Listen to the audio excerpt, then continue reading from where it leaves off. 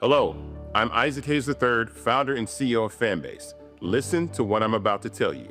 The window to invest in Fanbase is closing. We've raised over $10.6 million of our $17 million goal. That means there's room for less than 6,370 people to invest in Fanbase for the average amount. The minimum to invest in Fanbase right now is $399. That makes you an owner in Fanbase today. Go to startengine.com/fanbase to invest. Why? Because current social apps have taken advantage of users for far too long, with content suppression, shadow banning, harmful racist content, and no real tools for monetization and equity.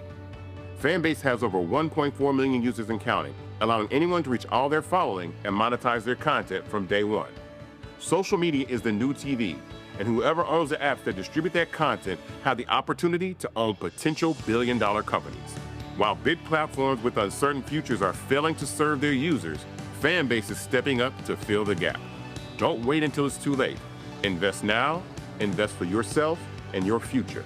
Go to startengine.com/fanbase and own the next generation of social media.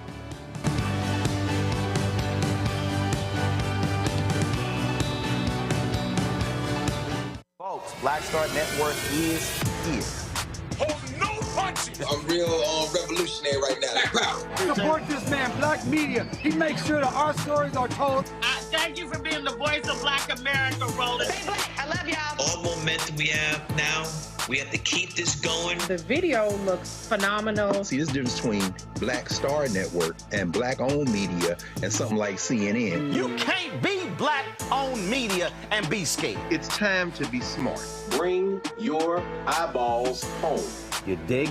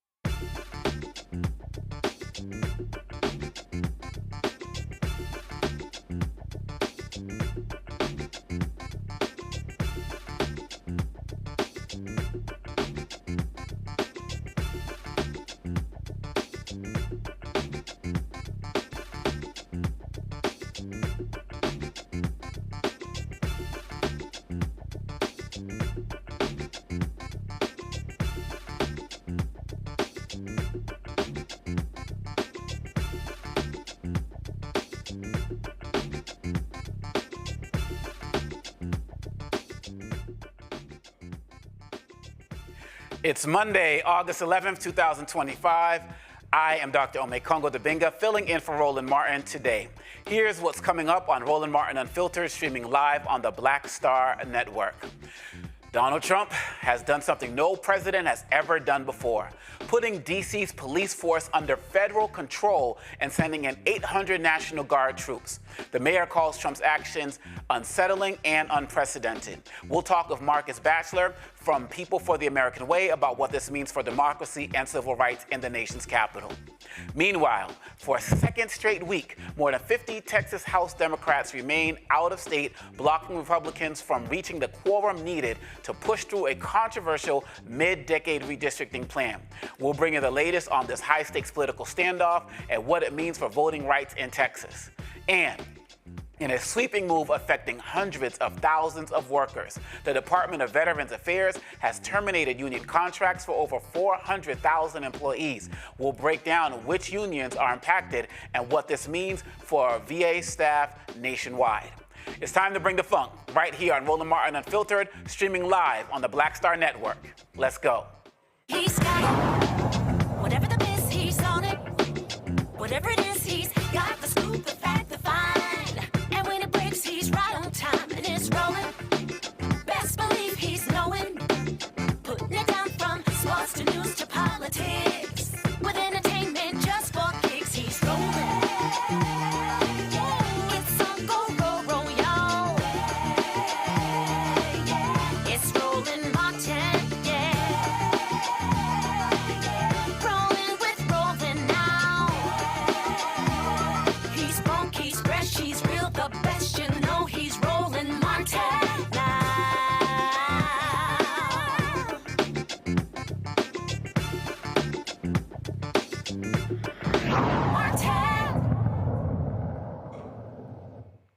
Twice impeached and criminally convicted felon-in-chief Donald Trump is seizing control of Washington, D.C.'s police force and deploying 800 National Guard troops, declaring it Liberation Day and vowing to take our capital back.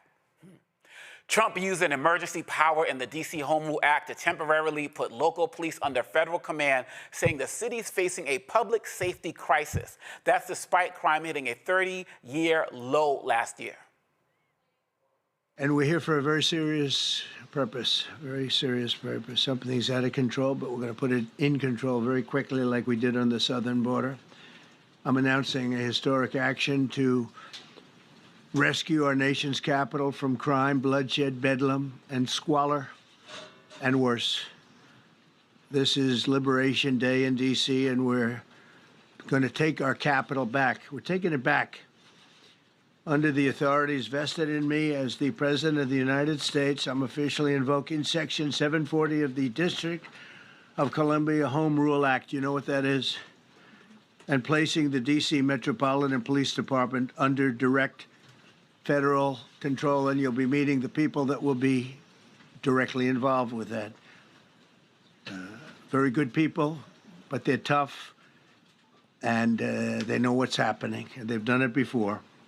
In addition, I'm deploying the National Guard to help reestablish law, order, and public safety in Washington, D.C., and they're going to be allowed to do their job properly. And you people are victims of it, too. You know, you're reporters, and I understand a lot of you tend to be on the liberal side, but you don't want to get mugged and raped and shot and killed. And you all know people and friends of yours that happened. And so you can be anything you want, but you want to have safety in the streets. You want to be able to leave your apartment or your house where you live and feel safe and go into a store to buy a newspaper or buy something. And you don't have that now. The murder rate in Washington today is higher than that of Bogota, Colombia, Mexico City, some of the places that you hear about as being the worst places on earth, much higher. This is much higher. The number of car thefts has doubled over the past 5 years, and the number of carjackings has more than tripled. Murders in 2023 reached the highest rate probably ever. They say 25 years, but they don't know what that means because it just goes back 25 years. Can't be worse. Our capital city has been overtaken by violent gangs and bloodthirsty criminals, roving mobs of wild youth, drugged-out maniacs and homeless people. And we're not going to let it happen anymore. We're not going to take it. Meanwhile, the D.C. Police Union, representing over 3,000 officers, has voiced support for the administration's actions despite recent declines in crime. D.C. Mayor Muriel Bowser called Trump's move unsettling and unprecedented, stating, given some of the past rhetoric, we are not totally surprised. We know, however, as most have heard from the president's press conference, that he has prerogatives in D.C. unlike anywhere else in the country, including his authority given by our home rule charter to require the mayor, to require me to supply services of the Metropolitan Police Department. And he also has control and the ability to deploy the National Guard. But let me be clear, as our home rule charter is also clear, and the president's executive order restates. Chief Pamela Smith is the chief of the Metropolitan Police Department, and its 3,100 members work under her direction. The Home Rule Charter requires the mayor to provide the services of MPD during special conditions of an emergency, and we will follow the law. Though there's a question about the subjectivity of that declaration. In fact, the chief has already provided a high-level liaison and point of contact with the federal government and made those initial contacts.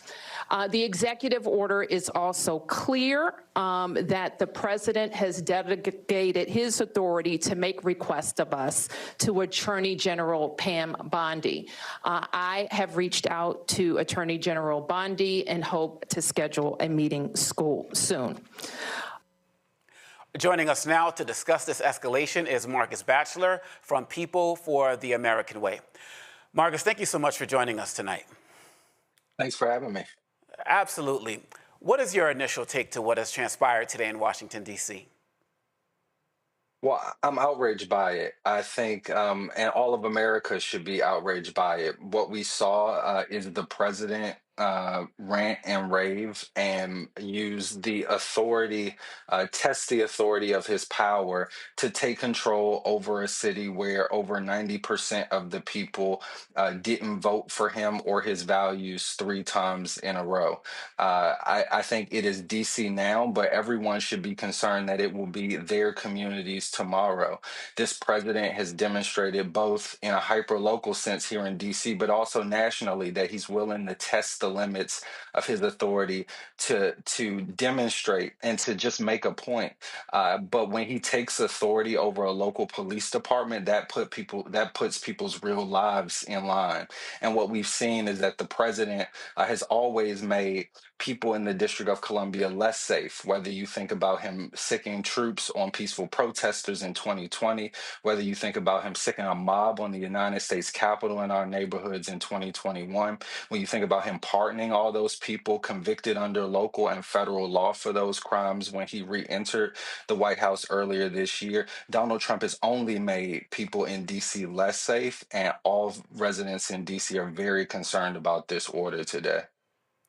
Now, Marcus, you talked about all residents. When I look at this order, when I look at what he's talking about, and when I hear the language, it doesn't seem like this is something that he's interested in for all D.C. residents. He talks about tourists who are coming in. He's talking about people who work in the White House and the federal government, where the rest of us, I lived in Southeast for 15 years, where the rest of us, many of us who are black, it seems like we're the ones that they're trying to protect us from, but it doesn't seem like there's real support or care for the rest of the citizens of D.C. How do you see that?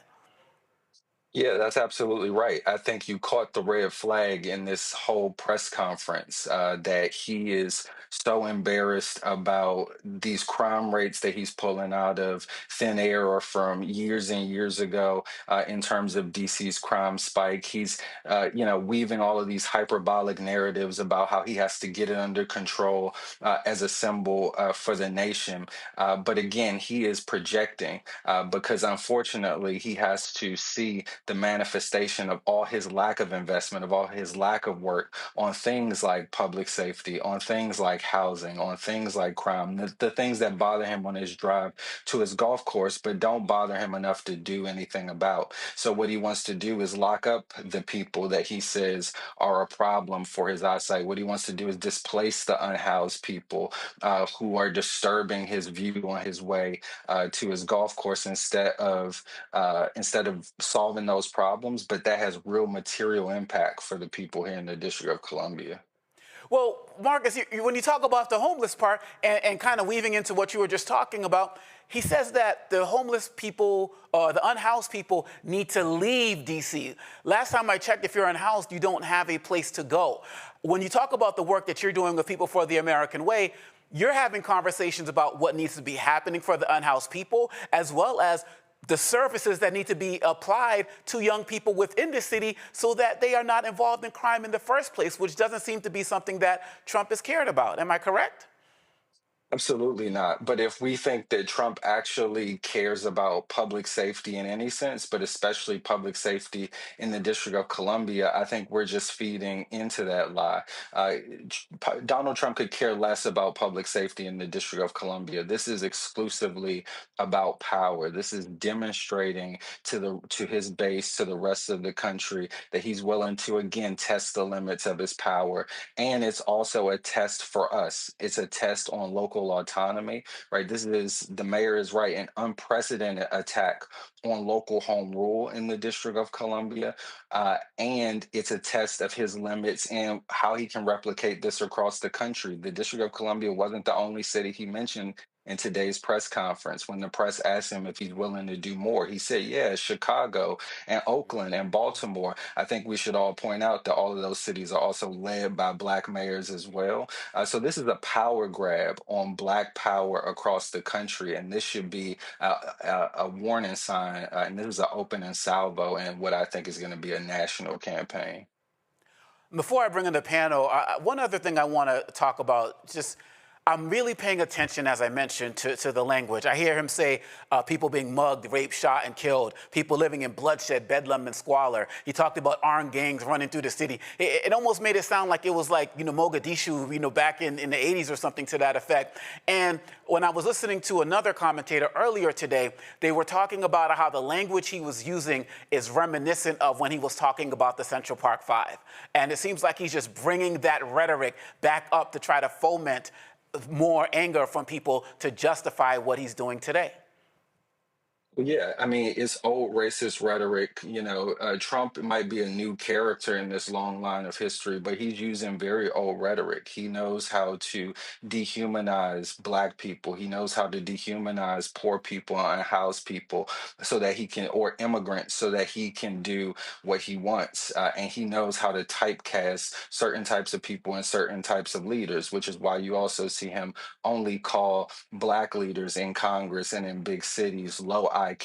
He knows what that means, right? How that signals to people about Black people, and I think that we should be very concerned about that. And in a plurality Black city where he doesn't just have a little bit of fame and the ability to buy a newspaper, right? In the sense of the Central Park Five, he is now the president of the United States with over 12 federal agencies at his disposal, the D.C. National Guard and the military beyond that. What can he do, right? He destroyed 5 lives with a little bit of fame in a newspaper. What can he do to hundreds of thousands of Black lives as president of the United States?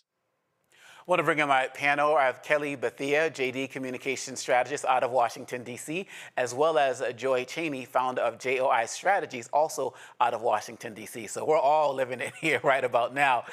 Kelly, your question for Marcus.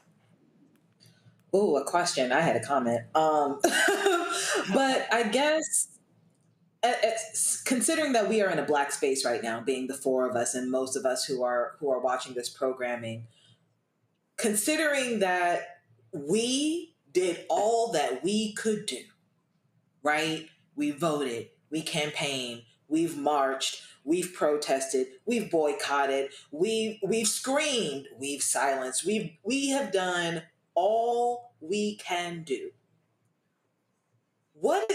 what else, right? What more can we do? Because frankly, I'm still in this resting period, right? Because when you have exhausted all that you can do, what else is there for us who are in the same boat?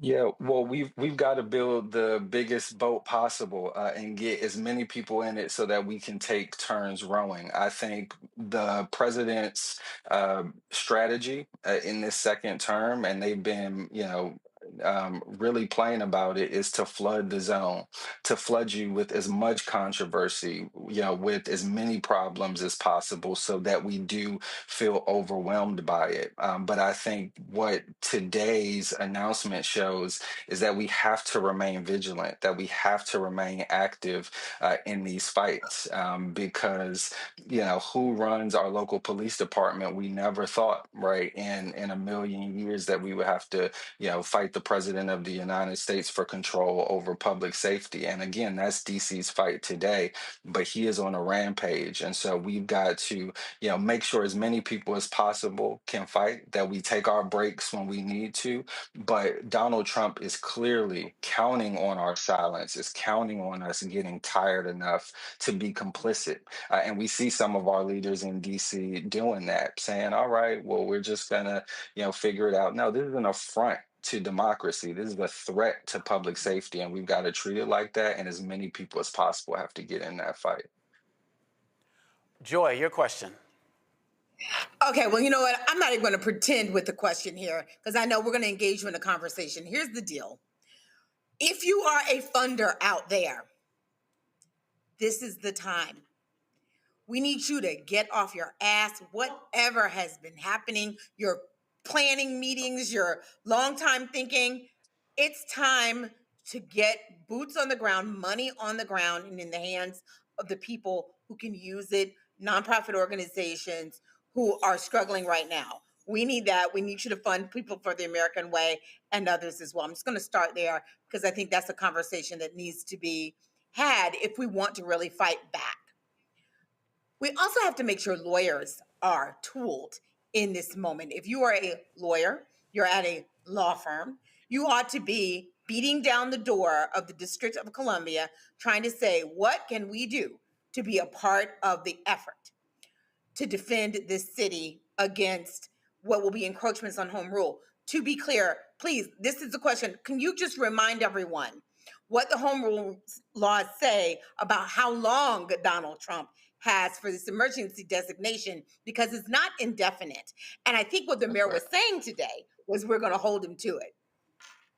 That's right. So, yeah, Section 470 of the Home Rule Act, which gave 50 years ago the residents of the District of Columbia local home rule, says that the president on a temporary basis can federalize the Metropolitan and Police Department if the president declares an emergency. Now, the president has cobbled together some excuse for what he deems as an emergency, and to your point, has exercised that very temporary authority. He had 48 hours to notify congressional leadership that he was doing it, which I think he said he was done today. And then he only has a 30-day window for that emergency to be enacted before he needs further permission from Congress. So this is temporary.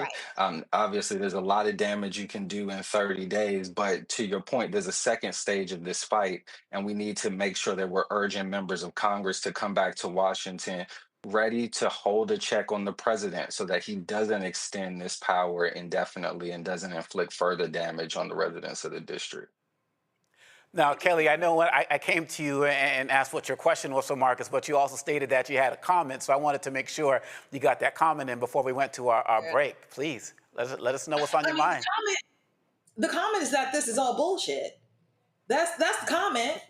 You know what I'm saying? Like, and I hate saying it so succinctly, but it really is, because I go back to just the previous administration being Biden, when, if I recall correctly, his granddaughter got robbed in DC. And he had, if he was going to, exercise full nepotism, had every right to declare an emergency for his grandbaby and bring in the National Guard and track down the monster that hurt his baby. Did not do it. Right? Right. Did not do it. Mm-hmm. So when you talk, No, go ahead, Kelly. Finish your point. Then we'll go to a break. We're going to come back with the discussion as well afterwards. So go ahead. Finish up your point. Yeah, it's just like I'm tired. It's the conflation of bullshit that this administration has to do in order for it to do what it wants to do. It is extremely frustrating, and frankly, all of this could have been avoided if you had voted for the black lady. No, I hear you. This is a discussion that we're just getting started, you all. We're going to go to a quick break and come right back with more of this conversation. You're watching Roland Martin Unfiltered right here on the Black Star Network. Next on the Black Table with me, Greg Carr. The United States is the most dangerous place for a woman to give birth among all industrialized nations on the planet. Think about that for a second. That's not all. Black women are 3 times more likely to die in this country during childbirth than white women. These healthcare systems are inherently racist. There are a lot of white supremacist ideas and mythologies around black women, black women's bodies, even black people, that we experience painless, right? Activist, organizer, and fearless freedom fighter Monifa Akinwole Bandele from Moms Rising joins us and tells us this shocking phenomenon, like so much else, is rooted in unadulterated racism. And that's just one of her fights. Monifa Bandele on the next Black Table here on the Black Star Network. This week on The Other Side of Change, diaspora wars. The internet has been swarmed. Who has a right to blackness and black culture? Who is overrepresented, underrepresented? It's too much. It's making us dizzy. We don't have to be prideful without this air of superiority, right? All stories matter within this black sphere that we exist in. Only on The Other Side of Change on the Black Star Network. Hello, I'm Paula J. Parker.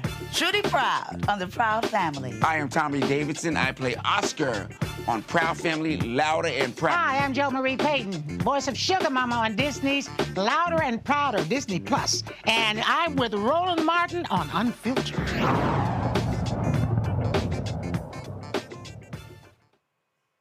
Trump has sent in federal officers to Washington, D.C., even though crime has been dropping for the past 2 years. The Metropolitan Police Department shows violent crime in Washington, D.C. is down 26% so far in 2025 compared to this time last year. Homicides are down compared to this time last year. Robberies, burglaries, even sex abuse cases are way down, and some by half.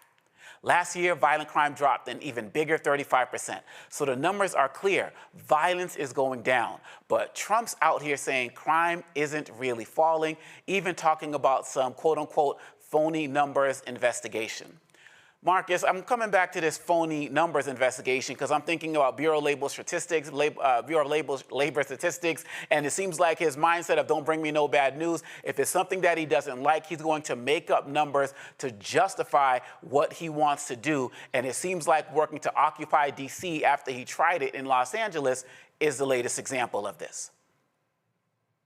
Absolutely. And the president has a long history of coming after DC. Again, since his first term, he is, repeated rhetoric that the federal government should take over DC. He said it on the campaign trail last year, and we should, again, take his word for what he says he wants to do. He will find whatever workaround he can, again, just to prove his point. And now he's found this opportunity, obviously, to also distract the rest of the country from the looming Epstein scandal that he's going through. But, it also is a good opportunity for him to, quote unquote, flex his muscle. And yeah, if he can do it standing on top of some fake numbers about how Washington, D.C. is the worst city on the planet, he's willing to lie and obfuscate to do that. But to your point, the numbers don't lie. We are not a perfect city, but local leadership has worked very hard, and local leaders on the ground have worked very hard to wrap our arms around folks struggling in our community, to get them in housing, to get folks off the streets, to put young people into productive programming. And I think he's only disrupting the work that we've been doing over the last several years. And Joy, I want to come back to you. I know you had a comment to make, but I also want you to speak on the optics of the fact of them turning over so much of this authority to Pam Bondi and taking away the responsibilities and authority of the Black women leadership here in Washington, D.C.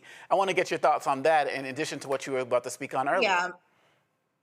Well, a couple of things. Let's be clear. The mayor has been clear. They have not taken away her authority. They've layered her, to be sure. But the Metropolitan Police Department is still in charge of the police here. The reason these things are so important is that we have to continue to follow the law. There are certain things DC is required to comply with. There are other things that they are not required to comply with. We don't want to give Trump more credit, more power than he's already taking. So it's really important to hold that, because if he violates it, she will have some rights to sue. So we want to make sure we're keeping the line straight. And of course, the attorney for the District of Columbia is already looking at this. So I just think that when you see her muted response, it's because she's saying, I'm going to follow the law and you better follow the law too. Her chief is still in control of their department. What the federal government is doing is different, and they'll have to partner together. I think that's just important, a small tweak. The other thing is that, we have to continue to rely on the numbers. The fact of the matter is crime is down in DC, but that does not mean it's perfect. It is not perfect anywhere. What this is Donald Trump trying to make a play so that he can take over not just DC, but other cities as well. Obviously, it's easier here in DC because it's not a state, which I thought the mayor was very right in saying, if you are a Democrat in Congress who believes that DC, who's grieving what's happening to DC right now, you have no one to blame but yourself. Because when you had an opportunity to prioritize DC statehood, you did not do it. One thing we can say for Donald Trump, he uses every opportunity at his disposal. He has always wanted to take over DC. He's using a moment where he needs a distraction to do it. That's what this is, about. Right. We don't always use the moments when we have them. That's the real problem here. But I will wrap up just to say that with respect to this, we're going to have to be mindful of him as soon as that 30-day mark we have to make sure he's going to Congress. If he doesn't do it, the longer he does it, the more it invalidates the notion that there is an emergency. We have to continue to ask, what is he looking for? The mayor said that today. What is the president looking for in order to declare that this is no longer an emergency? We know it's BS, but we have to play it a little longer. And while we are waiting, if there are additional federal resources that we can use to make DC safe for the people who live here, use it. Use the moment. Yeah. Absolutely. Yeah. Yes, Marcus, go ahead. Yeah, I was going to say, I for sure think that there is some practical application on the ground for cooler heads for some of the leaders in our city who have to manage this relationship. I don't think that should be an instruction for any Democrats around the country, right? We don't need to watch them play this out. We need them to stand up for us right now. You're absolutely right.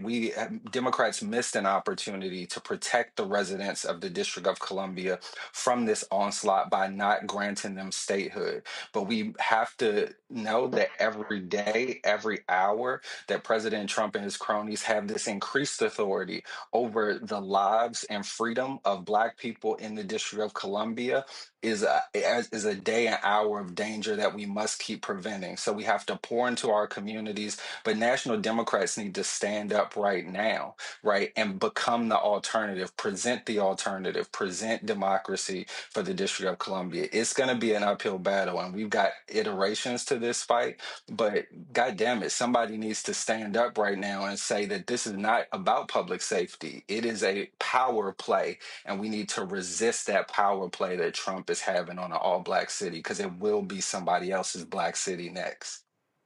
And finally, to you, Kelly, You know, when we saw some of these ICE raids and people said, oh, you know, Latinos didn't care, many of them voted for Trump, and now they're finding out and so on and so forth, many of us here at the Black Star Network were saying, be careful, because once they start coming for one group, they're coming for everybody. What I'm noticing, Kelly, is that some of the people who are also going to be on these streets patrolling, in addition to the National Guard, are also going to be ICE agents. And so if you Black, it seems like they could be, if they take you off those streets, or if they take somebody who's unhoused off those streets, you're not necessarily going to the D.C. jail. You might end up being deported to Rwanda or some of these other places.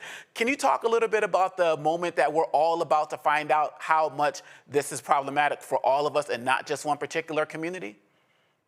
Sure. I mean, I want to push back on that sentiment a little bit, in that just because we said this particular group is going to find out is not to say that we didn't know that we were also going to find out. But I think some of us didn't think that we were going to find out. But I agree that many of us didn't feel that way. But for some of them are like, oh, we didn't know this was going to be us too. But go ahead.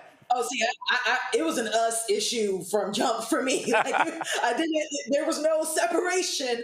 I was upset with the Latino community who voted for Trump because they thought they were othered from us. That's right. Right? That's right. Like, we are all minorities to racist white people. They truly don't see color. They just see black and white, which ironically are neutrals. They're not technically colored, right? But I digress. But when it comes to this situation and how we're about to find out in this situation, frankly, it is just disheartening. Now, especially in DC, voted against this, right? Like, if you look at the numbers of how the votes broke down in DC and the surrounding DMV area, we did not choose this. So this is truly oppressive for those of us who live here. I live in DC proper, and I am from DC proper. I did not vote for this. I did not choose this. My family did not vote for this. My family did not choose this. And still going to find out. And that is what's heartbreaking about this. The fact that we are merely just pawns at 34-time convicted felon. It is ridiculous. No, thank you for that. Thank you for that. We're going to get some of the audio fixed as we get prepared to go to this break. But I wanted to thank you, Marcus Batchelor, for joining us. And please keep us posted on what your organization is doing so that we can continue to amplify it. Thank you so much for joining us. Thanks for having me. And we'll be right back with more Roland Martin Unfiltered right here on the Black Star Network. On the next Get Wealthy with me, Deborah Owens, America's Wealth Coach, Black Americans have 1/10 the wealth of their white counterparts. But how did we get here? It's a huge gap.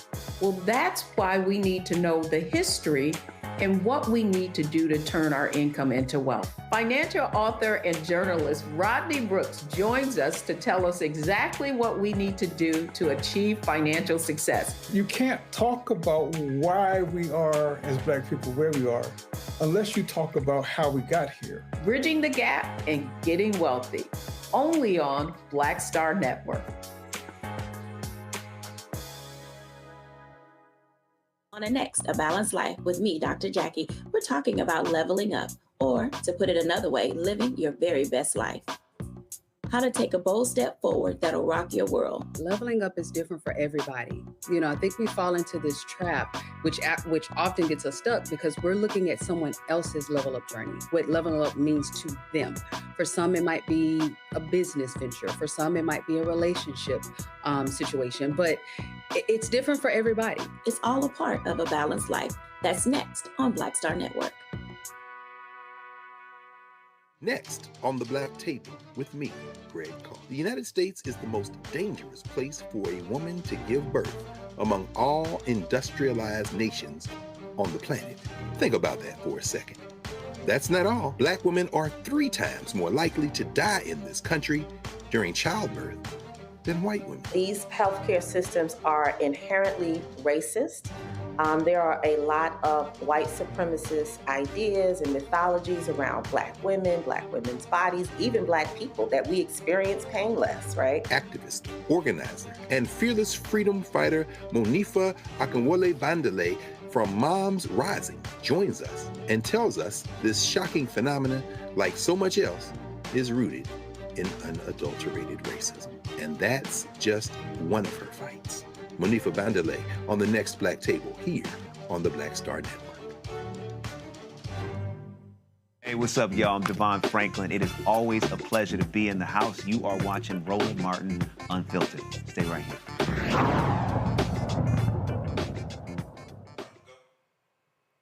For a second straight week, over 50 Texas House Democrats remain out of state, blocking the GOP's quorum needed to advance a controversial mid-decade redistricting plan pushed by Governor Greg Abbott and urged by Trump to help Republicans hold on to power in next year's elections. Attorney General Ken Paxton is escalating legal threats and even probing who's funding the Democrats' stay away. But the Democrats are unfazed by their threats. Meanwhile, former El Paso Congressman Beto O'Rourke vows to keep raising money, standing firm with Democrats in this high-stakes standoff. They're all bending the knee.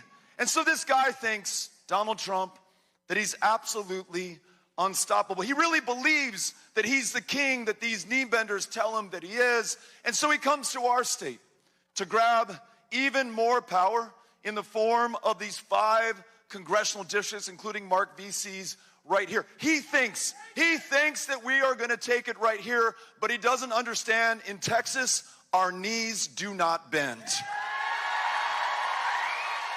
That doesn't work here. We're going to fight these motherfuckers for as long as it takes with everything we've got. We're never giving in, we're never giving up, and we're never bending the knee. Are you with me?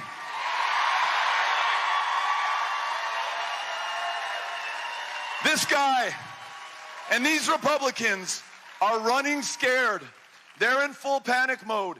That is why Greg Abbott is trying to remove these House Democrats from office. That's why he's threatening to charge them with second-degree felonies. That's why he's threatening to hunt them down with state troopers, now with Kash Patel, who was busy covering up for Donald Trump's involvement with Jeffrey Epstein, now sending the FBI to go try to find these folks in Illinois or wherever they may be right now. But listen, I don't think he understands what he's up against here in Texas. Not only is it the folks who are here right now, not only is it those 54 brave Democrats who broke quorum to deny them the numbers to redraw these maps, but it is everyday Texans in every single part of the state. And perhaps the last place that they'd expect to see us coming is Tarrant County, Texas, right here in Fort Worth. Well, Donald Trump, here we are. You have met your match. And we're going to fight him each and every day with everything that we've got.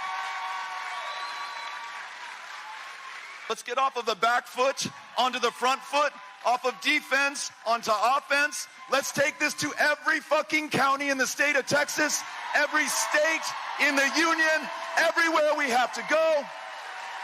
Meet them on every front. Fight until... This isn't the first time Texas Democrats have had to take a stand by breaking quorum. In 2021, more than 50 courageously stood their ground by leaving the state for D.C. to block a sweeping Republican election bill that threatened voting rights. They used a protest tool enshrined in the Texas Constitution, a minority's right to be heard when the majority shuts out public input. Chief Justice Blacklock confirmed quorum breaking is lawful and necessary to protect democracy. Yet Governor Abbott calls it, quote unquote, holding hostage, pushing to end one of the last remaining legal checks on his unchecked power. Justice Blacklock wrote Article 3, Section 10 enables quorum breaking by a minority faction of the legislature. Right. Yeah. Carefully chosen word. No. Carefully chosen word. Enables. Yeah. Okay. So what's the difference now? What do you hope they come out with? The way the Constitution is constructed, it does enable them. He didn't use the word empowers them, okay? There's a huge difference between the two. The way that the Constitution is worded is because it allows them to escape. He didn't say very importantly, he did not say, nor did the court say, that the writ that I have to the Supreme Court, which is quo warranto, they did not say that is disallowed to be able to be brought. So the issue that I'm bringing is an issue of first impression for this court that the court did not decide at all, top side or bottom, in 2021. It seems like your goal is to end the practice of quorum breaking once and for all. We have to understand this consequence. If quorum breaking is allowed to succeed, then 1/3 of House Democrats would be able to dictate what the rule of law is for 100% of all Texans. They could break quorum anytime the budget came up. They could bankrupt the state by refusing to pass a budget unless their every leftist whim is capitulated to. As governor, I will not let that happen. And I believe the Supreme Court will agree that 1/3 of Democrats in the Texas House don't have the power to completely run the table of the state of Texas. What is the role of the minority in the legislature then? It's up to them to decide, but it's not quitting and leaving. Let's be clear about something. Quitting and leaving is the most un-Texan thing there is. Texas began at the Battle of the Alamo, where they didn't cut and run. They fought to their death to fight for what Texas was all about. These Democrats, they're the antithesis of what a Texan is. Oh, the going got tough. Let's not fight. Let's flee. These are quitters. They are cowards, and their cowardice will cause them to get kicked out of office. You see this as your Alamo moment over redistricting? This is continuation of ensuring that we are going to fight for Texas, and we're not going to be held hostage by a few leftist progressive Democrats who are trying to turn Texas into the blue states like what the Democrats have fled. Talk about revisionist history. Wow. Well, we all know ending quorum breaking won't strengthen democracy in Texas. It will silence dissent and remove the last guardrail against authoritarian rule. And that's just simple. I want to return back to the panel on this. Also want to bring in Eugene Craig, CEO of X Factor Media Incorporated out of Baltimore.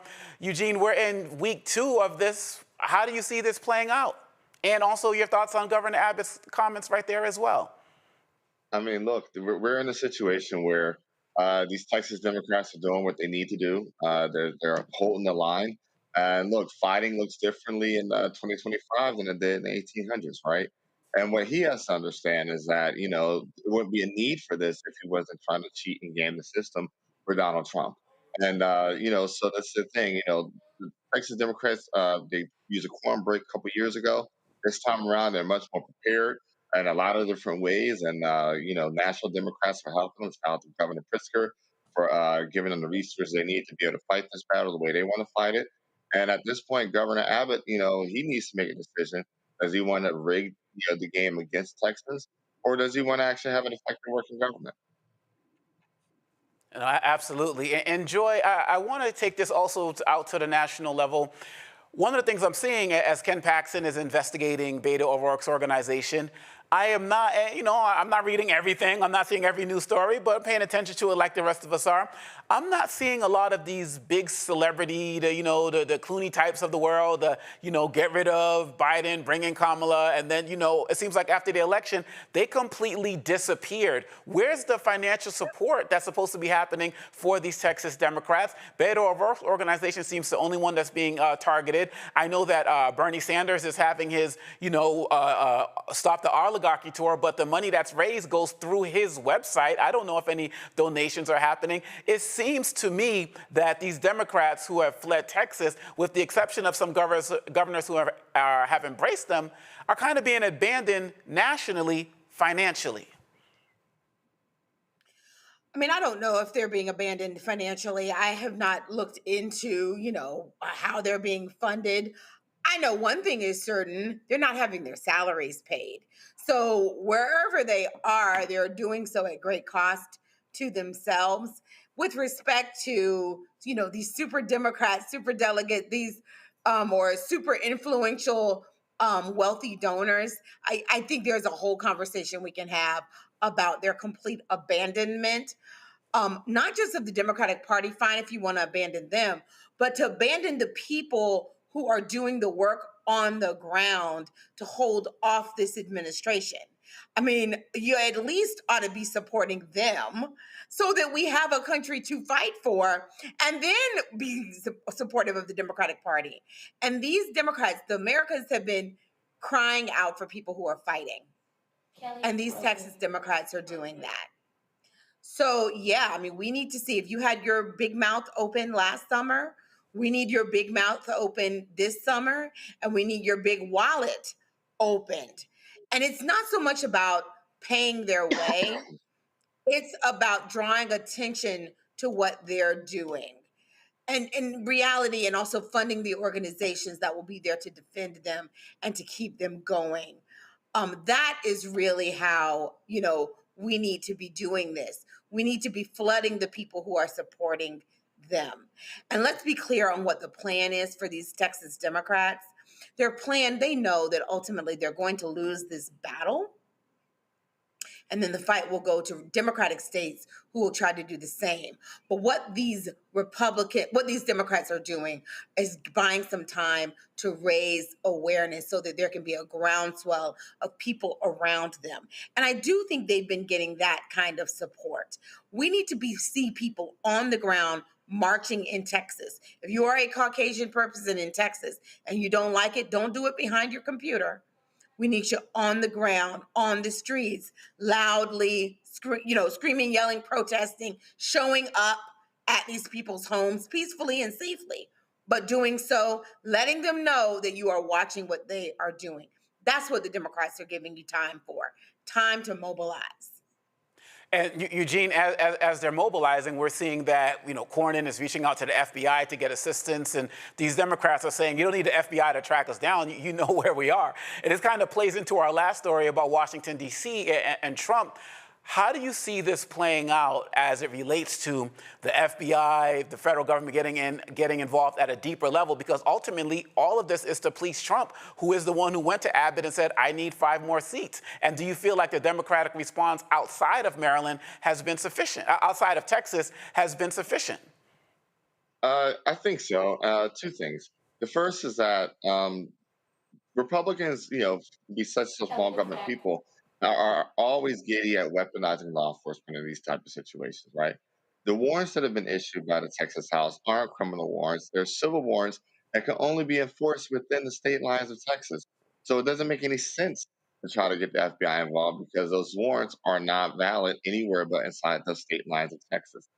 Secondly, they know exactly where they are, so you don't need to even waste those resources. But one more time, hey, good luck getting them outside of the state of Illinois.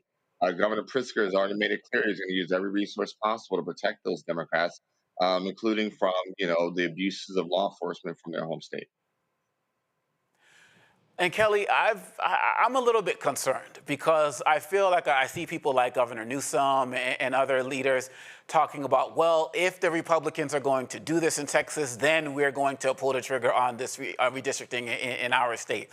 But while that's happening, other red states are actually looking at ways that they can do this as well in a way that may net them double-digit seats. And so some of us are saying, don't wait, Kathy Hochul, don't wait, Governor Newsom, don't wait, Governor Pritzker, and also calling out on people like Governor Moore to get in on the action as well. Don't wait for them to see what they're going to do.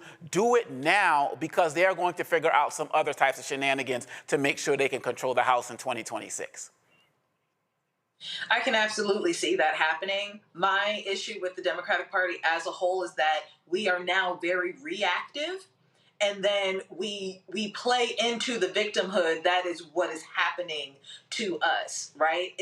And it's really frustrating, and I keep saying that word, but it really is frustrating when you see what is happening. You have the time to plan, the time to act, and yet you don't, or at the very least, it appears that you don't. Because again, I'm not in the room where it happens all the time, right? So I can't say that nobody's working.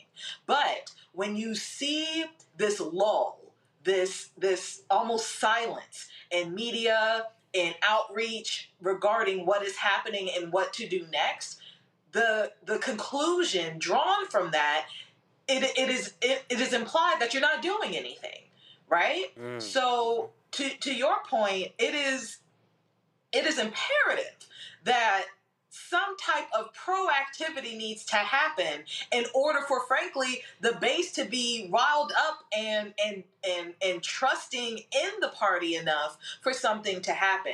Because right now, at least from my point of view, the Democratic Party trust is eroding by the day because we have all this evidence and receipts, rather, of time and time again, things that we could have done, things that we could have said, things that we could have enacted, but didn't because we didn't want to seem like a bully, because we didn't want to seem like the oppressor, or we did just walking on eggshells within the own party in order to get something done because you want everybody to feel happy and euphoric. And that's not what politics is. And the Republicans know that, right? To this day, we don't have an answer for Project 2025, and it's 2025. And that happened. When did Project 2025 get written? Almost 5 to 10 years ago, and we still don't have an answer for that. So we are already behind the ball on strategy, and it feels like there's nothing we can do about it, but we can if people just do something something. I'll stop there. No, absolutely. And that's what we're calling on. We're calling for everybody who has the power to do something, whether it's financially, whether it's politically, to absolutely do something, because this is the fight to end the progression of authoritarian rule in this country. And we're going to continue to stay on that on the Black Star Network to make sure that we're keeping you all informed. Other people may lose attention to this story, but we know how crucial this is. So we're glad that you're rolling with us every single day as we make sure we bring the latest news on this particular issue to you. We'll be right back with more Roland Martin Unfiltered right here on the Black Star Network. This week on the other side of change, diaspora wars. The internet has been swarmed. Who has a right to blackness and black culture? Who is overrepresented, underrepresented? It's too much. It's making us dizzy. We don't have to be prideful without this air of superiority, right? All stories matter within this black sphere that we exist in. Only on the other side of change on the Black Star Network. On the next A Balanced Life with me, Dr. Jackie, we're talking about leveling up, or to put it another way, living your very best life. How to take a bold step forward that'll rock your world. Leveling up is different for everybody. I think we fall into this trap, which often gets us stuck because we're looking at someone else's level up journey, what leveling up means to them. For some, it might be a business venture. For some, it might be a relationship situation, but it's different for everybody. It's all a part of A Balanced Life. That's next on Black Star Network. Me, Sherry Shepard, and you know what you're watching, Roland Martin Unfiltered.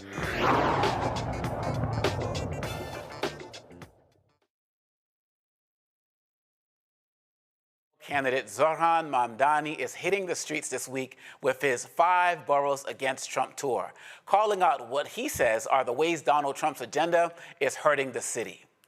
He kicked things off Monday in Manhattan with support from prominent Democrats, including former Manhattan Borough President Ruth Messenger, citing cuts to Medicaid, food stamps, and housing programs as proof that every New Yorker is feeling the impact. Mamdani says he's honored to have Messenger's endorsement. My name is Ruth Messenger. Among other things, in the ancient past, shortly after the dinosaurs roamed the earth, I was privileged to be Manhattan Borough President and serve the public of this borough for 8 years. You know Manhattan, home and playground of the rich and the very rich, but also home to almost 2 million people who live in Washington Heights, East Harlem, Lower East Side, Hell's Kitchen, and many other wonderful neighborhoods. Yeah, that's right. People just like the people in Windsor Terrace and Stapleton and Bell Harbor and Fordham. All New Yorkers, all proud New Yorkers, doing everything they can to make it here and hoping that their city government will support them. I work today with many of our newest New Yorkers, men, women, and children who have come here in the last 24 months to escape oppression and pursue opportunity. And I do this work for many reasons, one of which is that my maternal grandfather was born here to a newly arrived immigrant family 140 years ago, and he became a public school principal and taught English to Yiddish-speaking parents of the children in his school. He and his pupils and their families built this city over the last century. If we work collaboratively and comprehensively with our community organizations and our houses of worship, we will help all of our New Yorkers, new and not so new, to get the education, healthcare, housing, and services they need, not just to survive, but to thrive and to continue to build New York City for all its neighborhoods and all its people. My great-grandson is starting public school next month, and I get to walk him to school every day. In New York, we do not need a mayor who conspires with the federal government to lock people out, to deport recent arrivals, to instill fear in everyone, as the Assemblyman said, or to deny services. We do not need a mayor who is secretly negotiating for support from a president whose budget will take healthcare and education funding away from the New Yorkers who need it most. Instead, we need a mayor who sees the city in its glorious complexity, who spends less time catering to the rich and more time making services available and affordable to those who are our future. We need a mayor who will promote affordability here and fight authoritarianism, which is threatening us from much too close by. It's for those reasons that I am proud to support Zohran Mamdani, who will be just such a mayor and will ensure the future of New York. Zohran will ensure the future of New York against those who espouse anti-immigrant sentiments and those who collaborate with the president bent on deporting new arrivals and cutting funding for city services. Zohran will be a mayor who invests in the services that everyone needs to continue to build this fantastic immigrant city for its future, for my children, your children, my grandchildren, your grandchildren, my great-grandchildren. You don't have those yet, but who will be there for all of New Yorkers. And that's why I'm proud to endorse him for mayor. The Democratic nominee is casting himself as the race's strongest anti-Trump voice, blasting rivals Andrew Cuomo, Eric Adams, and Curtis Sliwa as too cozy with the former president. He slammed Cuomo's recent phone call with Trump as disqualifying. New York's mayor's elections race is in November. And Joy, one of the things I have to be mindful of is that he has somebody who is a powerhouse, not only within New York there, but within the Jewish community as well, winning a mayoral primary in 1997. And, people have attacked him so much for being anti-Israel, and she's urging people to look past these past views. What do you see as the coalition that Mamdani is building, especially with a strong endorsement like that? And do you think that this could ultimately propel him going forward? I think that Mr. Mamdani is going towards a win. I really do. I have not seen excitement about this person in a long time, a candidate in a long time. The fact of the matter is he has a joint coalition of people across demographic, across boroughs, that he's taken the time after the primary. He's thought to, politics is about addition, adding people who were not with him before or didn't know him before, adding them to his coalition. For the most part, this threat that Jewish people wouldn't support him has been a failed one. He has gathered Jewish support. He had some, and now he's gaining more as people actually hear him and they realize, he's not anti-Semitic, right? And also at a time where Israel is becoming less and less popular. This is also someone who seems focused on what the needs of New Yorkers are. People in New York City, in the boroughs, not talking about a bunch of national, issues. Donald Trump is a very present issue in New York, right? To be clear, right? For him, so Trump is local there.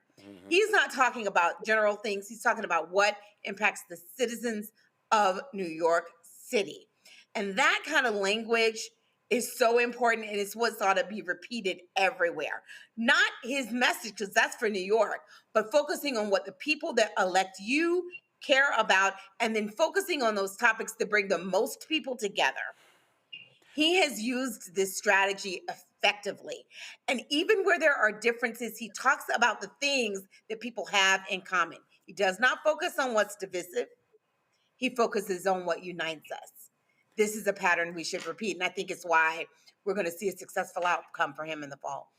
Now, Kelly, I hear what Joy's saying, but when we talk about building this coalition, I feel like somebody's missing, like a whole group of people is kind of missing. I haven't seen the Democratic Party come out and endorse Mamdani. And are they salty because the Democratic Socialists didn't endorse Kamala Harris? Are they concerned about backlash from various groups, the AIPACs of the world and the like? But I've seen people like Representative Jeffries and Schumer talk about we've met, we've talked, we've had good conversations and the like, but I'm not hearing any ringing endorsements. What's that about? And do you think that actually is going to change? I mean, my first gut reaction to that is follow the money. Specifically, who has funded what for which campaign, and follow that trail. I think that would make the most sense to answer your question, because behind closed doors, it would not surprise me if everybody is behind Mamdani. The issue is who's going to say it with their chest out loud after those contributions have already been cleared. Those checks have been cleared, right? So that has been a consistent issue within the Democratic Party, having ties to PACs and private donors and the like that are almost the antithesis of what the party stands for. But because you need the money in order to maintain your seat, so long as we don't, look too close, it'll be okay. Well, Mamdani, to my knowledge, doesn't have any of those issues as far as financial, financial conflicts or, conflicts of interest financially. So what does that mean? It means that he's kind of the mirror to these people who felt like they had to do something. It's a reckoning, if you will. And it does not surprise me that we're not hearing from people in New York who, we know are from New York and we know are Democrat, right? So all I got to say is follow the money and you might get your answer.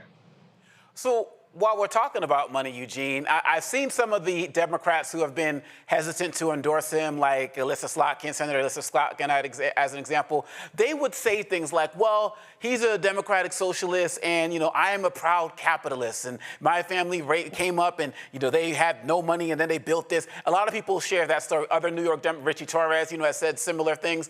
But when you look at the Democratic policies, Joe Biden, Harris, the Democratic Party now, so many of their policies are very much in line with what Mamdani is talking about. A lot of these things that became popularized when Jesse Jackson was running for office back in the day. Why does it seem that Democrats are afraid to embrace some of his policies when many of his policies are mirror images of what the Democrats have pushed forward for people across the country that Republicans have actually called socialists and communists, not even knowing what those fully mean in their words when they use it? So I'm gonna qualify this with saying that I am a Republican that sometimes steps in the Democrat business. I'm only going to dip like a toe into this. Step in it, jump in it, hop in. I'm only going to dip like a toe into this. All right. So what I see here, outside looking in and somewhat inside looking in, is a situation that sometimes we deal with in the Republican Party, right? Where you have a group of individuals that, may be active within the party. And then, when you actually meet them, they're, oh, hey, Kamala should be doing this on Palestine, and we're going to sit out because she's not talking about the way we wanted to talk about it, and da-da-da-da-da-da, right? And then guess what happens? Next year, your guy's now the nominee for a particular office. And now you're sitting back, turning around looking like, well, where's the party at to support us? When the party, last cycle was like, hey, we need every vote and everybody on board. And you guys gave the party the finger. So I'm not necessarily shocked, especially folk like Mamdani, who were very vocal during the last election about some of these things and some of the vote, sitting out and whatnot, not getting the institutional support from institutional Democrats that are now fighting the Trump administration tooth and nail every single day. Now, one more time, I'm a Republican that's only dipping my toe into this business. But that's policy aside. But I think that's also something that's endemic of when it comes to these Democrat socialists, right? We look at a Bernie Sanders who will talk about everything, but guess what? The big R word, race. He will talk about working class, won't talk about black and brown working class. This it's just what happens, and then then wonder why he can't win a Democrat primary outside of lily white states. But hey, I'm going to take a step back because I'm a Republican that sometimes steps in the Democrat business, and I'm only sticking a toe in it because I'm a guest here. Can I jump in just to say this in defense of Democrats? Mom Donnie is relatively new on the scene, right? So many of them did not have a relationship with him prior. Doesn't mean he can't do the job. Doesn't mean he's not. He absolutely is. So I mean, the Democratic Party, some of the folks that you have named, people who are leaders in the party or whatnot, they don't typically get out in front. They follow where the people are. And while we have seen more Democrats rally around him, including, more conservative Democrats, moderates, et cetera, I believe Amy Klobuchar endorsed him or is supportive of him. The reason we're seeing that because the people are there. So stop waiting and looking for a Democratic leader to be the first to endorse, right? Be looking at the numbers of Democrats who are increasing their support of him. We have Jerry Nadler doing so. These are people who have been leaders in the party, right? Who are building support for him there, and they will continue to do so. Okay. But that is what always happens when you have someone who's new on the scene, because in the past, someone who's considers themselves a democratic socialist, they have actually not been able to get things done, right? Okay. So my colleague is right. So we love him, but he has to deliver. He has to deliver. And in the beginning, he didn't have black votes. He didn't have votes in lots of parts of New York City. And you need those votes to win. He didn't have some moderate votes. You need those votes to win. All the Democratic Socialists voting doesn't make a win. Okay? I get the rest of us, we have to wait and see. I get you. So, Eugene, I know you talk about, dipping toes in, but I'm going to just push you in. I mean, like, many of us who don't roll Republican, one of our critiques of the Republican Party is that, or maybe it's not a critique, maybe it just is what it is that, Republicans fall in line and Democrats wait to fall in love. Given your view of the Democratic Party, whether you think Mom Donnie will win or not or anything like that, do you feel like this should be a Democrats need to fall in line type of moment, given that everything that, we're dealing with in the country, the anti-Trump agenda, he's on this anti-Trump tour right now. Do you feel like this should be a fall in line moment for the Democrats, similar to what Republicans do all of the time? Well, I don't necessarily think it's a fall in line moment. I mean, my existence is, literally the antithesis of it, right? Myself and others, proudly, still with Vice President Harris last cycle. I chair Black Republicans for Harris, was very active in Republicans for Harris. What I think the misunderstanding is that Republicans fall in line. Republicans, when I say fall in line, Republicans are beat into line. Matt Kibbe, who was the former CEO of FreedomWorks during his heyday, used to have a saying, right? To say that, hey, to the super activists, to say, hey, a lot of times we have to beat the Republicans before we can think about fighting the Democrats. And what you're seeing right now is literally a decade plus of more institutional, traditional Republicans getting beat into submission. The Freedom Caucus, laid the foundation for Donald Trump, who's now, essentially using the Freedom Caucus as his tools on the Hill. And you're seeing his agenda implemented as a fusion agenda of both of those entities. That's not necessarily Republicans getting in line. That's them being beaten into submission. And what you saw with people that decided that they were going to stand up to Donald Trump, a la Mark Sanford, who, for a very long time was a political powerhouse within his own right? Yeah. Even, going through scandal and coming back, getting elected to the House of Representatives and standing up for actual principle, hey, they just said, look, we're primary you. But Republicans are going to get in line, but they are typically beaten to submission, one way or the other. Democrats, don't have as much of an iron grip on their members as Republicans typically do. But that's also okay because, hey, members aren't elected to go serve party interests. They're elected to serve their members' interests. Their constituents' interests. No, absolutely. You all bring up so many great points, and this is such a fascinating story that's continually unfolding in New York, and we're going to be keeping an eye on it to see what happens. We'll be right back with more Roland Martin Unfiltered right here on the Black Star Network. Next on the Black Table with me, Greg Carr. The United States is the most dangerous place for a woman to give birth among all industrialized nations on the planet. Think about that for a second. That's not all. Black women are 3 times more likely to die in this country during childbirth than white women. These healthcare systems are inherently racist. There are a lot of white supremacist ideas and mythologies around Black women's bodies, even Black people, that we experience painless, right? Activist, organizer, and fearless freedom fighter Monifa Akinwole Bandele from Moms Rising joins us and tells us this shocking phenomenon, like so much else, is rooted in unadulterated racism. And that's just one of her fights. Monifa Bandele on the next Black Table here on the Black Star Network. Bruce Smith, creator and executive producer of the Proud Family, Louder and Prouder, and you're watching Roland Martin Unfiltered.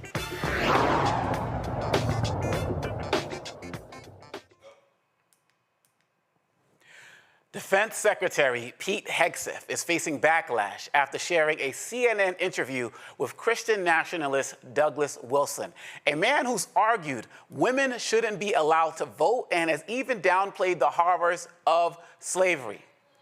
Hegseth, who attends a church tied to Wilson, reposted the interview on X with the phrase, "all of Christ for all of life."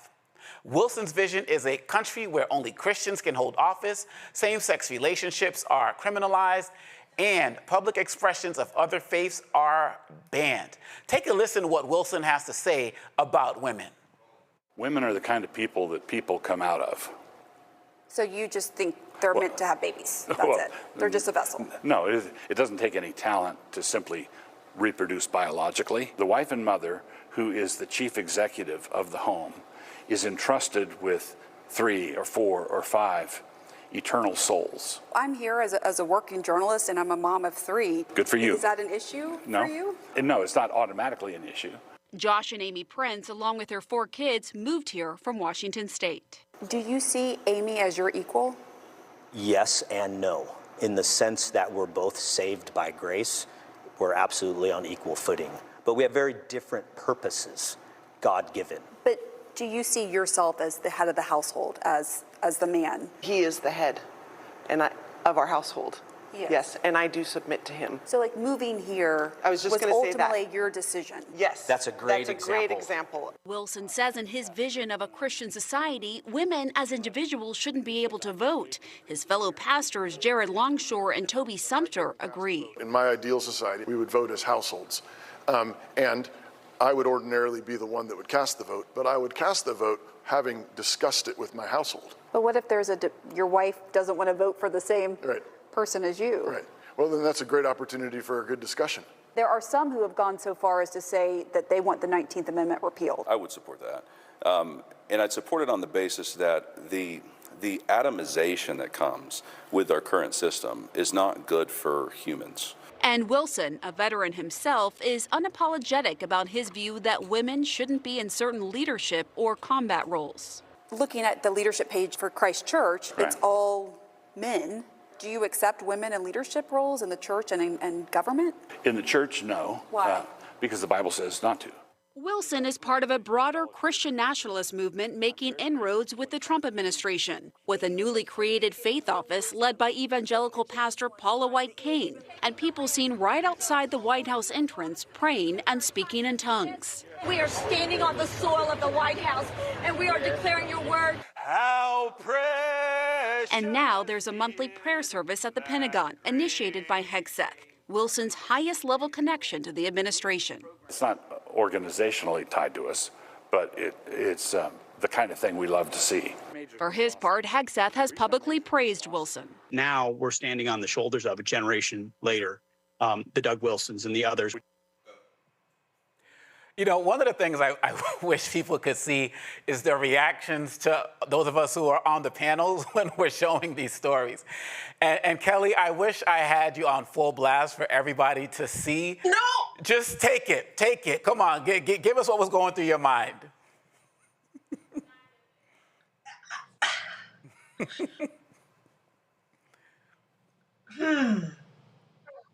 As someone who has grown up in the church, specifically a mega church that was conservative and predominantly white for many years, this just doesn't make sense.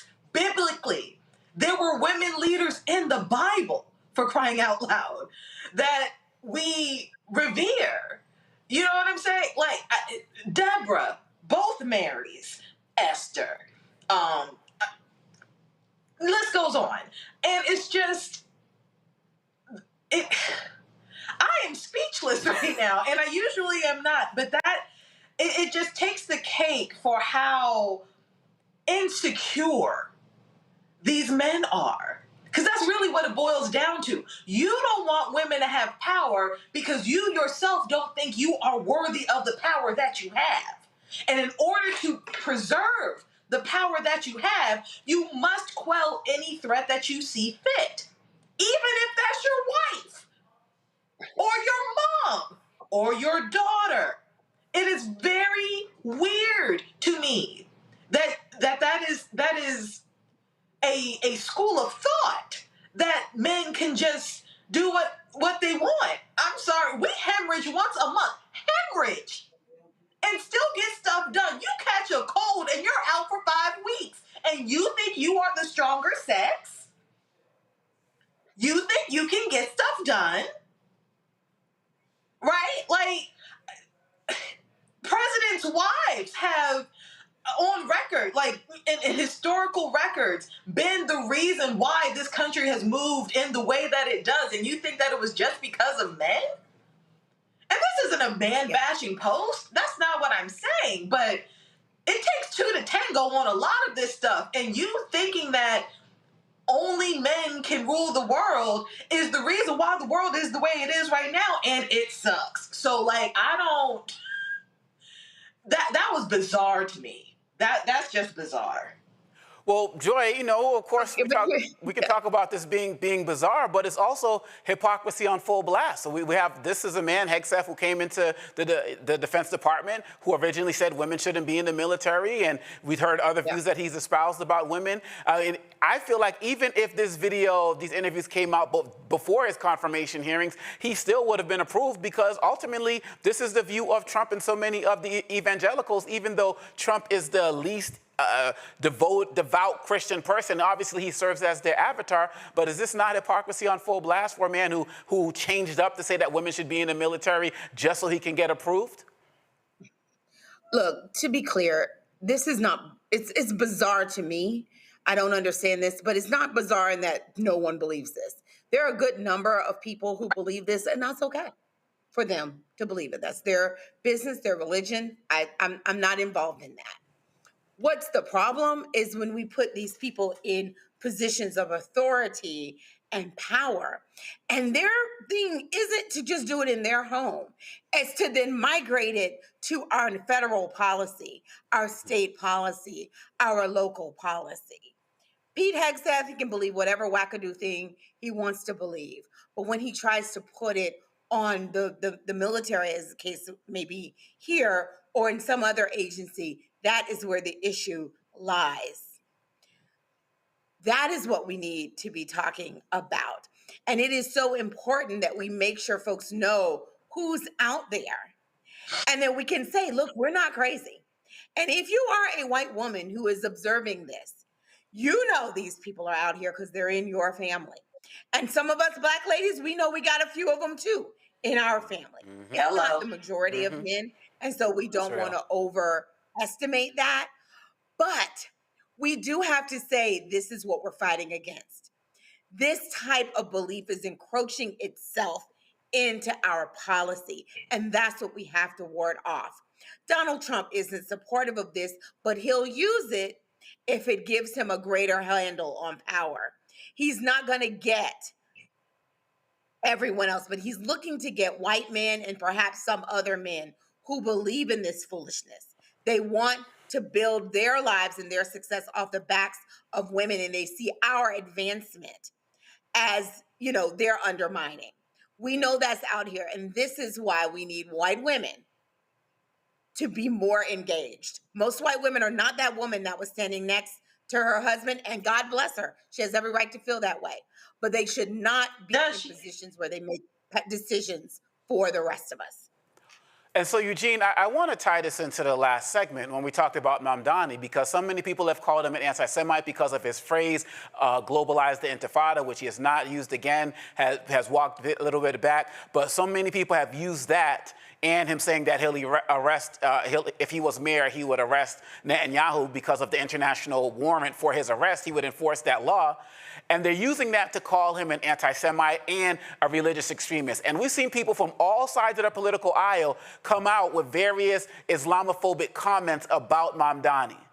But here we are seeing religious extremism going off of Joy's point within the government. This is the head of the Department of Defense who tweets out all of Christ for all of life. Someone said in the confirmation hearings that he wants to use the Defense Department as the flaming sword of Christ. This is a man who said that when he was out in the club one night, talked about killing all Muslims. Can you talk about the hypocrisy and how people will go after Mamdani for a comment he doesn't even use anymore and has no strong history of that we know of anti-Semitism with a man who is promoting religious extremism? He shared this interview on his actual feed. Can you speak to that hypocrisy, if you see it as hypocrisy as well? Yeah, it's definitely hypocrisy. And the thing is this, right? Right-wing fundamental Christianity is more of a threat than probably any other religion in America. And because the issue is that, Christianity is always going to be the justification, right? Or furthering those aims and those goals. The thing is, the bigger the issue is that the way that these people view the role of women is absolutely disgusting. To say that, hey, you want to eradicate the 19th Amendment and take away a woman's right to vote is absolutely disgusting. One of the underbelly fights that's rising up daily is that the fight between Republican men and Republican women actually being led by MTG on how Republican men handle Republican women and the lack of leadership roles and opportunities for Republican women. And I think that, look, all this ties in together. You're going to see going forward, especially with this Trump administration and their faux Christianity, right? And how they decide to interact with different faiths and whatnot. You're going to see more of this extremism. But the thing is this, you have the Secretary of Defense that had to promise that he wouldn't drink on the job because he has this huge drinking problem and other more failings. I wouldn't expect anything different than hypocrisy. And can we also just say shame on Republican women, to my colleague's point, for not speaking out against it? No, Marsha Blackburn doesn't believe this. She's about to run for governor. Okay? No, I hear you. I hear you. Bondi doesn't believe this. She's the equal of Secretary Hegseth. So the chief of staff of the president is a woman. The head of the faith office is a woman. But they have remained silent here.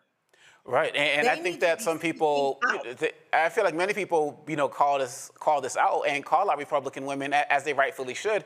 And one of the things people also talk about is that this shouldn't be platformed because it's promoting these, but we need to know what's going on. We need to be aware of the people who are influencing the people who are running our government, because it really is telling. And so even though people may talk about there's division, this man's church is on the rise, and people like Hegseth promoting him is only going to make them grow bigger. And so we need to make sure that we're calling attention to it. And we're always going to call attention to stories like this and the hypocrisy of this government and the hypocrisy of any of these officials out there claiming to represent the people. We are always going to do that every day right here on the Black Star Network. We'll be right back with more Roland Martin Unfiltered.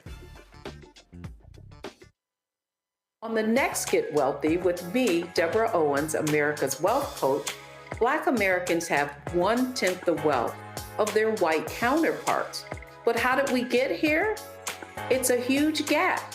Well, that's why we need to know the history and what we need to do to turn our income into wealth. Financial author and journalist Rodney Brooks joins us to tell us exactly what we need to do to achieve financial success. You can't talk about why we are, as Black people, where we are, unless you talk about how we got here. Bridging the Gap and Getting Wealthy, only on Black Star Network.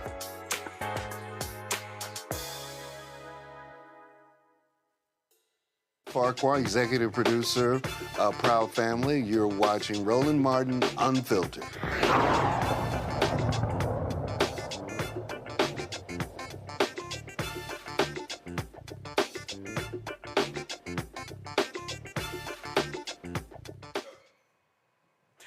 The Department of Veterans Affairs has abruptly terminated union contracts for most of its 450,000-strong workforce, stripping hundreds of thousands of employees, nurses, technicians, food service workers, and more are losing collective bargaining protections they've had for years.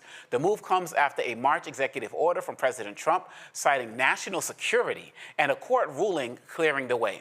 Effective immediately, staff unions like the American Federation of Government Employees and National Nurses United have lost their bargaining power.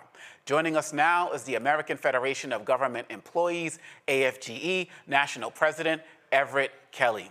Everett, thank you so much for joining us tonight. Thank you for having me tonight. Thank you.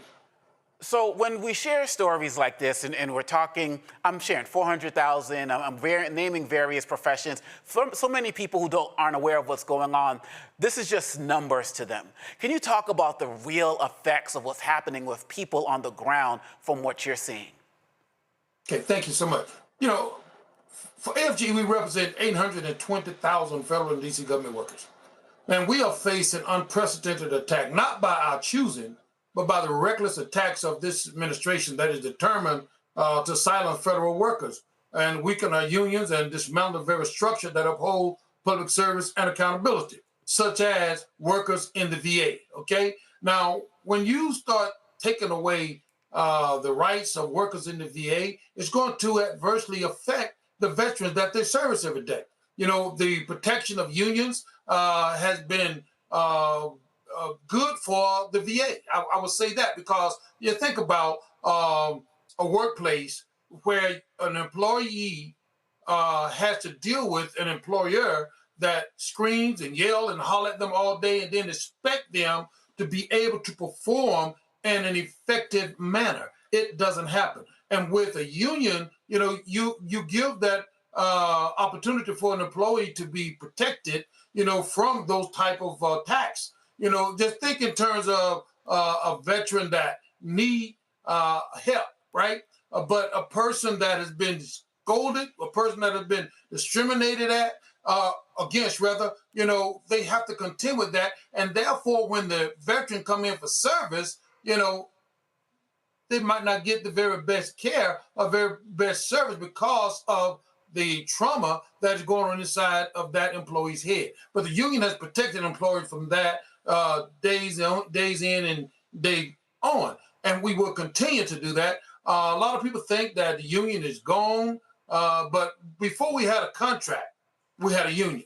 And we will have this union. It will stand here. It will fight for its members, you know, until there is no fight left. And so what is the fight looking like right now? This executive order is something that came in March, and now they have this abrupt termination. What has the fight been looking like? And because we want to know what's going on out there and how we can support what you're doing. What kind of shape is the fight in right now? Well, you know, of course, you know, we have been winning in the district courts, and, you know, then, of course, you know, the administration want to push everything to the Supreme Court. And as you know, that there was a state issued to the administration that said they can go ahead with their plans, but it still left us opportunity to litigate these issues. Now, we believe that we're on the side of right.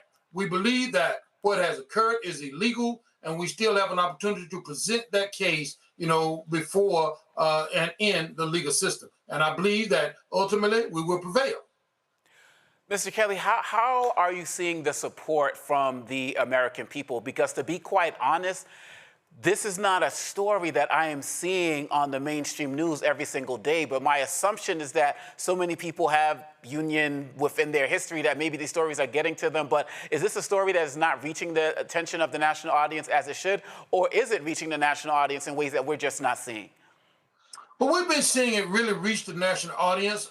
Is it enough? You know, I would submit to you that it's never enough. I would submit to you that we need more and more of people like you that will bring forth these issues. But we have been on major media outlets, you know, explaining the story because people don't understand really who federal employees is. They are characterized as being bureaucrats, as being lazy. But let me just tell you who these federal employees are.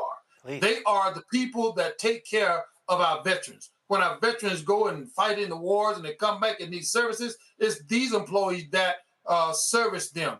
They are the people that make sure that the air that we breathe is good air. The food that we eat is good food. Make sure that the air that we fly in are safe to fly. These are the people that make sure that our students get a quality education, that are being called bureaucrats, that are called lazy, and are being, you know, humiliated, you know, by this administration. I want to go to the panel for their questions. Eugene, your question for Mr. Everett Kelly. Hey, so you know, Mr. Kelly, actually, I'm a former two-time VA employee, two summers, okay? When I was 15 and 17. You know, worked in fee bases and risk management back a long time ago. I guess my question is, what can everyday Americans do to help this fight? Because you know, at the end of the day, if the employees aren't, you know, being treated right, then the service to the actual veterans is going to not be, you know, where it needs to be. So what can, you know, because this administration and every administration, every elected, love to wrap themselves up in the flag of the veterans, right? And not like an animal flag, but you know, love to put themselves in veteran care for veterans.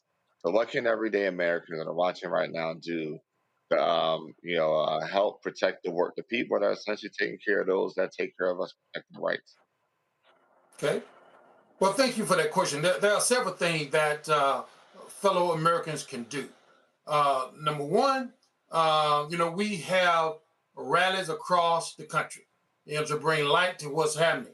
I ask fellow Americans to join in when they hear about these rallies, you know, join in, you know, participate, you know, to show the administration that the American people are paying attention. Matter of fact, we're going to be doing one in Los Angeles this Friday coming. You know, it's called the AFL-CIO bus tour. You know, people can join in with that. Secondly, you know, people can call their members of Congress and members of in the Senate and tell them that they do not appreciate the fact that services that America deserve and need is being dismantled by this administration, and you expect them to stand up and do something about it. Now, we also have a bill in the House, and the Speaker refuses to bring it forth for a vote because we think we got enough to pass these votes that will restore the bargaining rights and the rights of federal workers. So there is a discharge petition right now, and I'm asking every fellow American, you know, to make the phone call to their congressional personnel, regardless of what district you're in this United States of America. You know, call and pressure them to ask, matter of fact, to sign on to the discharge petition so that they won't have a choice but to bring it forth for a vote. They're trying to hide the ball, but we need to bring it out. And it's going to take the American people to do that. And especially from the Republican Congress. Now, I'll just be quite honest. The Democrats have signed this petition. They're ready to bring it to the floor for a vote because they think that democracy is everybody's right. You know, and I believe that democracy is everybody's right. I believe that every worker have a right to voice their concern in the workplace. You know, as a veteran myself, I cannot imagine what's going to happen when they privatize all of these veteran services. Okay, I don't want to think that I can't pick up the phone and call the crisis line and get somebody to take care of my issues. If they privatize these services, guess what? You're going to be put on the hold list for 3 weeks, a month, 2 months before anybody contacts you. So that's a problem that we're going to have to deal with if these services are ultimately privatized, as this administration wants to do. Kelly, your question. Sure. So with Virginia being just one state over, and they are certainly the most impacted by this decision making, can you talk about specifically the hypocrisy of the decision making, being that this is concerning Veterans Affairs? The whole point of Veterans Affairs is to help veterans, and the fact that they are dismantling unions that have worked towards this common goal of helping veterans, how that is being dismantled, and any other intricacies of the hypocrisy that you see. Well, and thank you for that question. That's why, I'm working to make sure we get another Attorney General in the state of Virginia, because the present Attorney General have not even spoke a word in defense of these workers that are being demoralized. Okay, we have to make sure that every community understands what's happening across America. Now, excuse me, but it's not just in the Veterans Administration. Although last week we received a notice from the administration that they were going to take away the rights of these employees to be a part of the union, but that didn't just happen in the VA. That happened also in EPA. These are the people that make sure that we breathe freely. We can have clean water and those type of things. So it's an attack on all federal agencies, and the services that they provide are going to soon cease to be, or it's going to be privatized to a private company where the people that have actually contributed to these campaigns are being paid back through the services that should be provided by individuals that have no interest in these scenarios. So we have to continue to fight back, and we will. AFGE will continue to fight back. This is the other piece that we have to understand. Before there was a union contract, there was a union. And we're going to continue to be that union, and we'll fight until we get every contract back one by one. Joy, your question. Can you say to me and to the American people, anyone watching, exactly what the ending of this contract will do to their benefits if they have a family member, as do I? Okay, thank you. That's a good question. That is a very good question, because people don't think that when you start talking privatization, they don't think about what that really means. But when you start privatizing an agency, say if you just take the VA for example, these employees right now are under contract. They have great benefits, right? They have health insurance. They have rights on the job. They have a right to speak, on the job, against issues that are unsafe and those types of things. When you become a private contractor, guess what? The first thing that happens is your pay is reduced, okay? Because they're about making a profit rather than providing a service, okay? Not only your pay reduced, but also health benefits and all of the benefits that, the union, because you're a union worker, have worked hard to achieve, all of those things are out the door. So it's vitally important that union representation and unionism stay alive in America. It is the springboard that has caused us to be a part of the working class, but this administration wants those that have a lot, which is the rich billionaires and millionaires, and those that have nothing. Mr. Everett Kelly, President of AFGE, thank you so much for joining us, and please keep us posted so we can continue to amplify what's going on at AFGE and unions overall. Thank you. Thank you, sir. Thanks for having me. No doubt. We'll be right back with more Roland Martin Unfiltered right here on the Black Star Network. This week on The Other Side of Change, diaspora wars. The internet has been swarmed. Who has a right to blackness and black culture? Who is overrepresented, underrepresented? It's too much. It's making us dizzy. We don't have to be prideful without this air of superiority, right? All stories matter within this black sphere that we exist in. Only on The Other Side of Change on the Black Star Network. Hey, what's up, y'all? I'm Devon Frank. I'm Dr. Robin B., pharmacist and fitness coach, and you're watching Roland Martin Unfiltered.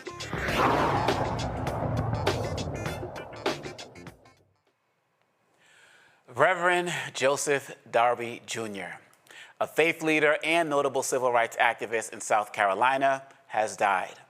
Darby's family confirmed he passed away on August 8th, just one day after his 74th birthday. The Darbys did not disclose a cause of death, but his loved ones did note that he had suffered from a long-term illness. Darby was a leader in civil rights in the state, being the first vice president of the Charleston branch of the NAACP and former first vice president of the South Carolina NAACP. His 48-year tenure as a faith leader included his role as a presiding elder of the Beaufort district of the AME Church. Before his death, he also served as pastor of Nichols Chapel AME in Charleston. Congressman Clyburn shared some words on Twitter regarding Darby's passing. I'm deeply saddened to learn of the passing of my good friend, Reverend Joseph Darby Jr. Clyburn continued by saying, Reverend Darby was an extraordinary and gifted man, a community leader, servant, and a faithful man of God. His career has been marked by selfless service to others that comes not only from his dedication to ministry, but his innate passion and compassion. And it seems, Kelly, that every single day we're losing more of our legends, some younger, some older, but it just seems like that when we lose the elders, the library is closed, especially at times right now when we need them the most. I was just thinking about how, we are now of the age where we're seeing the changing of the guard, right? And with this activist and so many others, thankfully we do have some type of not codifying, but just some type of record of their existence and some type of path forward that we can read into and research and see what they did. So we're not losing recipes. You know what I mean? When it comes to these activists, and I couldn't think of another way to say it, but we're not losing the keys to the kingdom, so to speak, right? Mm-hmm. My concern moving forward is, we are getting older and we have things that we need to codify, so to speak, and we need to work on that for ourselves while we are still of sound mind and sound body, so that we don't leave the next generation hanging, because it's not that the struggle will be over, it'll just be a different struggle. And considering that history repeats itself, there will always be some type of nugget in everybody's story to make somebody else's story a little bit easier to walk. And how do you see that, Eugene, when we talk about legacy, especially with the legacy of a man like Reverend Darby Jr.? It seems like as we lose more, as more people become ancestors, sometimes when this library is closed, and Kelly talked about that recipe, if we don't really pay attention and read the stories and understand the stories of legacies like his, it seems like we can't get that guidance, even when they're gone. Look, the thing is this, right?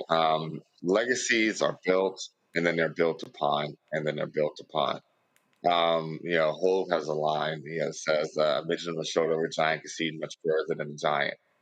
And so I guess, so the thing is this, right? It's our job to stand on the shoulders of these giants and, take things to that next level. These recipes aren't being lost. They're actually being passed down and then reworked and remixed and then reapplied to the field. And, that's the best thing that we can do for Reverend Darby and, those that came before and that will go after him, is to make sure that we're doing what we can to build upon the legacies that, they left us. And Joy, when I think about his legacy, I also look at the way that he fought in the religious space and also in the social justice space in terms of the organization, being part of the NAACP, being part of AME. And it seems like nowadays that kind of connection, I don't know if it's being revived, but at least for a long time, it seems like people who represented what Reverend Darby Jr. represented, it seems like we kind of moved away from that space. How do you see it? So I'm so glad that, we're bringing this back, because we just talked about a white male Christian nationalist version of religion. And in many respects, we've sort of ceded religion to these uber conservatives and these folks that we were talking about before with Pete Hegseth, or to the right of normal conservatism. They're off the cliff somewhere. But the truth is, I think that we shouldn't make fun of the role of religion in people's lives and how important it is. And I say that as a person who's not known for being particularly religious, but I understand how important it is in people's lives. I don't think it's wrong for folks to come together on the basis of faith. I just don't think it ought to make its way into policy where then you tell other people they can't have their own faith and their own beliefs, and everyone has to adhere to your views. But I think it's really important for us to say, if you are a religious leader, we need your voice in this moment. We need you to draw the connection with our history, with our modern times, with what the biblical text, what faith says about the moment we're in. People need that, about what it also says about what we have to do moving forward.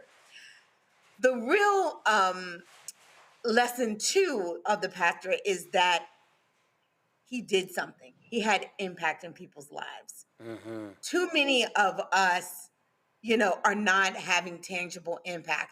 And if anything, the Democratic Party, I think, got away from is that it stopped having tangible impact in people's lives. It became about complaining and not about doing and showing what you did. Yeah. And saying, you know what, we want results today. It's not enough to tell people it's going to take a long time. No, they got to see and feel what you are doing today. And they have to believe that you are people of your word. And so I think that that is something that these leaders who've gone before can teach us. People of their word, being honest about their faith, where they're coming from, what drives their work, and then actually being tactile, touching people, being on the street with them, having impact with them. When they don't know, saying they don't know, etc. We've gotten away from that, and it's to our peril. It's not enough to be on social media. It's not enough to just be having a good time. It's not even enough to be resting at this point. People need to feel you. They need to know you're standing with them. They need to know, they need to understand what you're doing for them and why supporting you is going to benefit them. No, absolutely. And Reverend Darby Jr. represented that, and now he's an ancestor. And we just pray that he rests in peace and power forever. That's going to do it for us on Roland Martin Unfiltered. Thank you so much, Joy. Thank you so much, Kelly. And thank you, Eugene, for joining us. Please remember to support us on the Black Star Network. Please support us on all our social media platforms. Contribute to the Black Star Network so we can continue to grow this platform. Thanks, Roland Martin, for letting a brother sit in the chair. I'm Dr. Ome Congo Dibinga. And you have to remember, y'all, it is now time for Truth Talks. I will see you next time. Holla.